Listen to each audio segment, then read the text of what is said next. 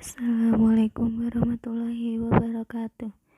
Kami dari kelompok 9 ingin mempresentasikan hasil diskusi kami, yaitu yang berjudul Pembelajaran Metode Iqra, yang beranggotakan 1.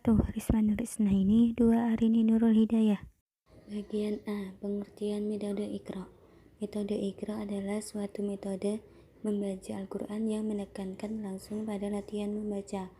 Adapun buku panduan Iqra terdiri dari 6 jilid, dimulai dari tingkat yang sederhana, tahap demi tahap, sampai pada tingkat yang sempurna.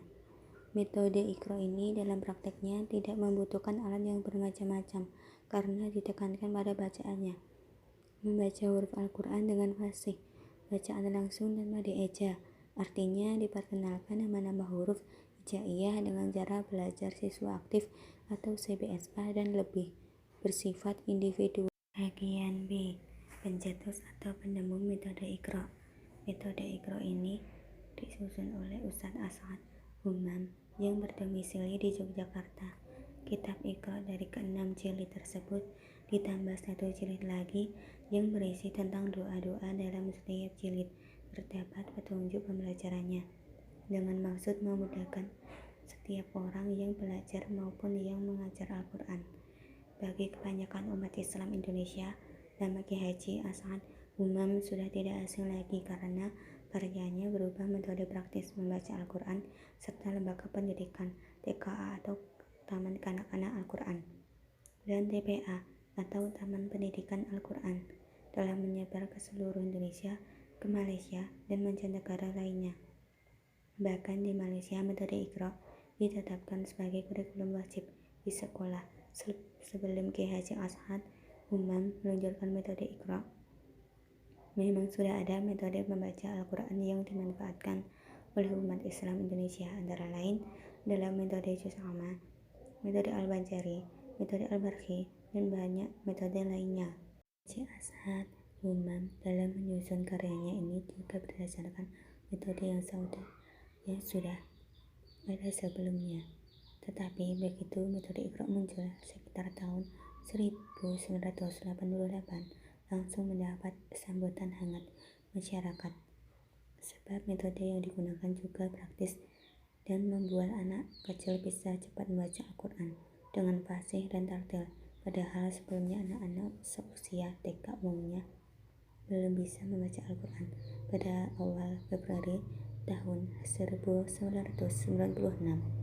dalam usia 63 tahun, sang penemu metode ini, Ki Haji As'ad Humam, telah dipanggil Allah SWT dan menghembuskan nafas terakhirnya di bulan suci Ramadan, hari Jumat, tanggal 2 bulan 2 sekitar pukul setengah 12, di mana sejak 14 Desember tahun 1995 ia telah sakit dan pernah diopnam di Rumah Sakit Muhammadiyah Yogyakarta sekitar 2 bulan.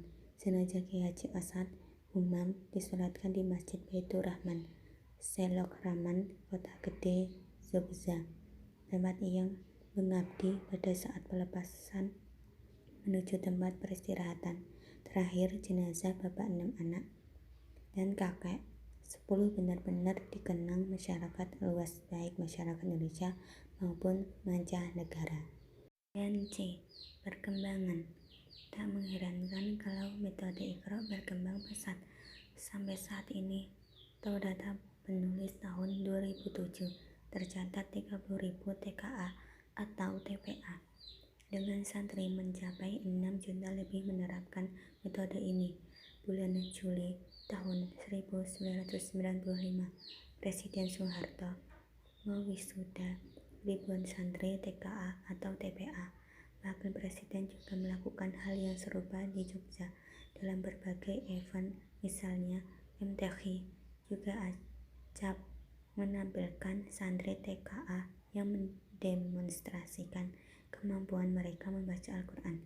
Tahun 1991, Menteri Agama RI atau waktu Haji Munawir Syadzali MA menjadikan TKA atau TPA yang didirikan Haji Asad Umam di Kampung Selokraman, Kota Gede Jogja sebagai Balai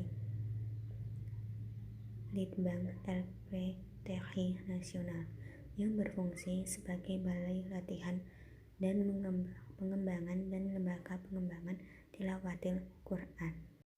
Bagian di karakteristik di dalam masing-masing jilid dari buku panduan Iqra ini sudah dilengkapi dengan bagaimana cara membaca dan petunjuk mengajarkan kepada santri. Ada 10 macam sifat-sifat buku Iqra, yaitu 1. Bacaan langsung, 2. CBSA atau cara belajar siswa aktif, 3. Privat, 4. Modul, 5. Asistensi, 6. Praktis, 7. Sistematis, 8. Variatif, 9. Komunikatif, 10. Fleksibel. Bentuk-bentuk pengajaran dengan metode Iqra antara lain: 1. TK Al-Quran, 2. TP Al-Quran, 3. Digunakan pada pengajian anak-anak di masjid atau musola, 4. Menjadi materi dalam kursus baca tulis Al-Quran, 5. Menjadi program ekstrakurikuler sekolah, 6. Digunakan di majelis-majelis taklim. Bagian E. Langkah-langkah pelaksanaan. Adapun proses pelaksanaan pembelajaran metode ini berlangsung melalui tahap-tahap sebagai berikut. Atorikoh bil muhaqqoh, yaitu ustadz atau ustazah memberikan contoh bacaan yang benar dan santri menirukannya. Atorikoh bil musyafahah, yaitu santri melihat gerak-gerik bibir ustadz atau ustazah, dan demikian pula sebaliknya, ustadz atau ustazah melihat gerak-gerik mulut santri untuk mengajarkan makhrijul huruf serta menghindari kesalahan dalam pelafalan huruf, atau untuk melihat apakah santri sudah tepat dalam melafalkannya atau belum. At-thoriqah bil kalamis soreh, yaitu ustadz atau ustazah harus menggunakan ucapan yang jelas dan komunikatif. Prinsip metode Iqra. Prinsip-prinsip dasar metode Iqra terdiri dari 5 tingkatan pengenalan, yaitu Thoriqat Asyautiyah adalah penguasaan atau pengenalan bunyi. Thoriqat Ad-Tadarij adalah pengenalan dari yang mudah pada yang sulit. Thoriqat Biriyadotil Atokfal adalah pengenalan melalui latihan di mana lebih menekankan pada anak didik untuk aktif.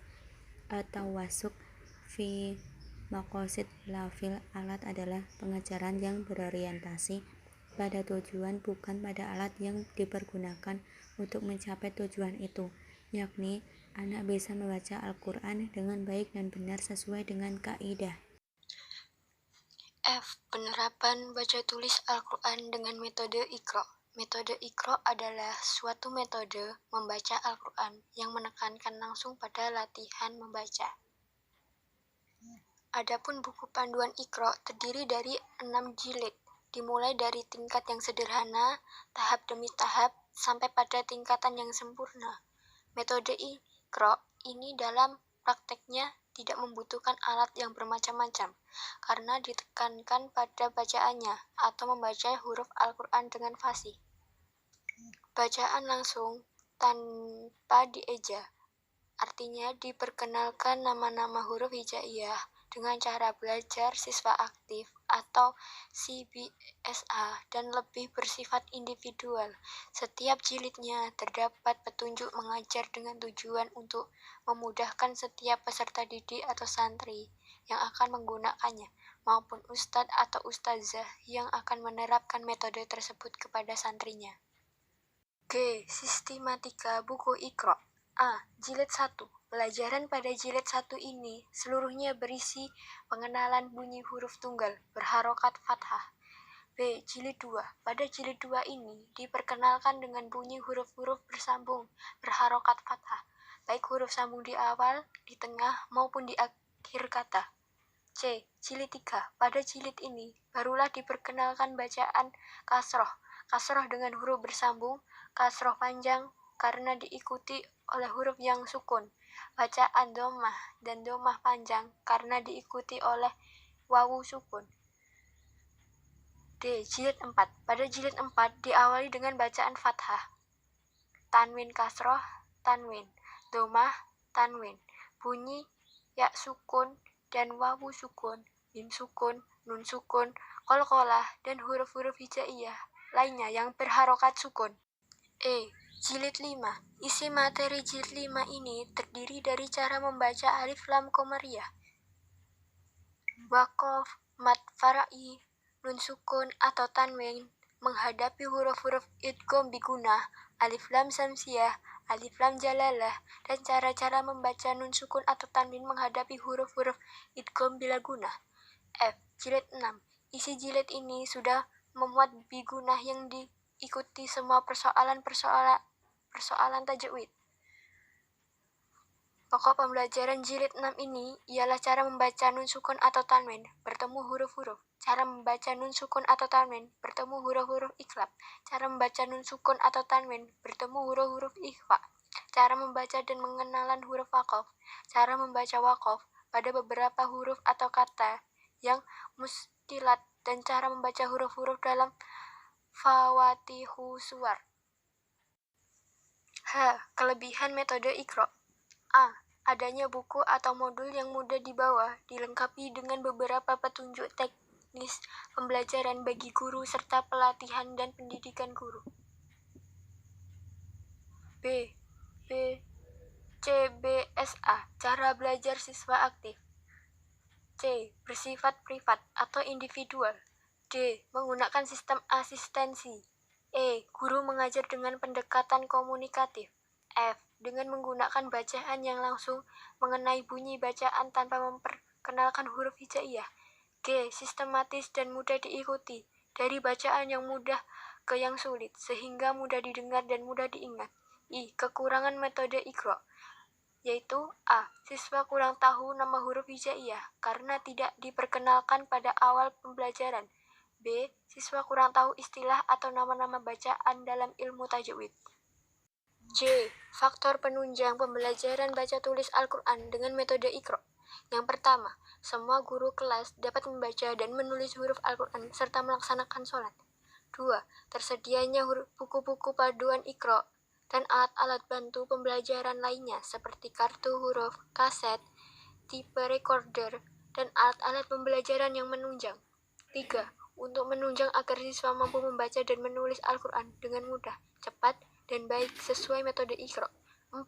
Tersedianya media pengembangan kemampuan yang dibutuhkan dalam kegiatan. 5.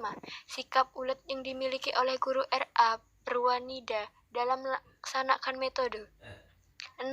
Evaluasi rutin setiap akhir semester yang dilakukan madrasah, dalam hal ini oleh penanggung jawab pelaksanaan metode. 7. Adanya dukungan dari orang tua siswa sehingga menambah semangat bagi guru dan siswa untuk melakukan metode Iqra. 8. Orang tua yang ikut membiasakan anaknya dengan doa sehari-hari dan bacaan Al-Quran yang sudah diterapkan. Faktor yang menghambat dalam pembelajaran baca tulis Al-Quran dengan metode Iqra. 1. Tidak semua guru disiplin menerapkan metode Iqra dalam pembelajaran Al-Quran sesuai pedoman yang ada. 2. Belum adanya reward dan punishment yang diterapkan kepada guru sehingga guru kurang disiplin dalam penerapan metode Iqra dalam pembelajaran Al-Quran. 3. Terbatasnya waktu yang tersedia untuk materi PTQ di RA. 4. Media pembelajaran kurang lengkap. 5. Kurang adanya pelatihan guru-guru RA secara rutin dalam penerapan metode Iqra. 6.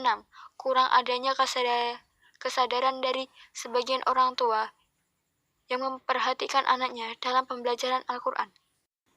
Terima kasih atas perhatiannya. Kurang lebihnya mohon maaf. Demikian akhir presentasi kami.